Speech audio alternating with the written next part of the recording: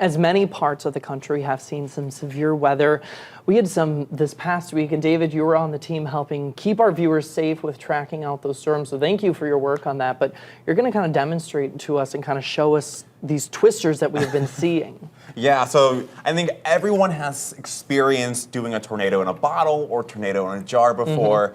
I mean, it's a classic experiment, so I thought I'd do a simpler one and kind of break down a little bit what we could be seeing and what kind of happened this week and some tornado statistics for us here across the La Crosse National Weather Service warning area. So this is just from a weather kit our weathercaster Derek Intern has. He let me borrow it, and notice I just have yellow food, 1 drop of yellow food coloring in here, and then we have 2 bottles like you've seen and probably done before growing up on one end. So if I twist it a little bit here, we should be able to be seeing for that to take place maybe a little bit here. Give me 1 more second here. It's a little tricky.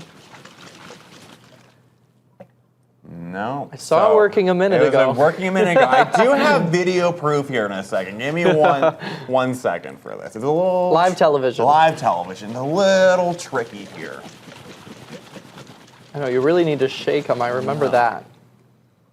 There we go. We start to see it happen a little bit here. Yes. So we start to see that vortex take place here and drain into the other bottle here. And that's just a fun experiment you can do with your kids to teach them more about weather and maybe about how to keep them safe too. In this jar here, I put 1 drop of food coloring, a little bit of white vinegar, and some dish soap. So hopefully we'll start to see something take shape here.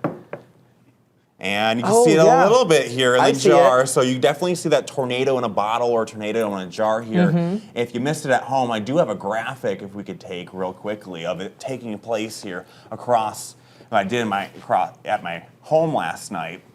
You definitely see that vortex take place with a tornado in the bottle there pretty clearly and in the jar. So earlier this week, we did start to see some severe weather take place on Monday and Tuesday. And Tuesday in Dodge Center, we had those EF0 tornadoes, I believe they were. And then if we take back the graphics again one more time for me, that we also did see an EF1 go through Rolling Stone in Winona County for us here. So that was pretty much an EF1 where they had max winds around 105 miles per hour, and it was around 6:01 to 6:15.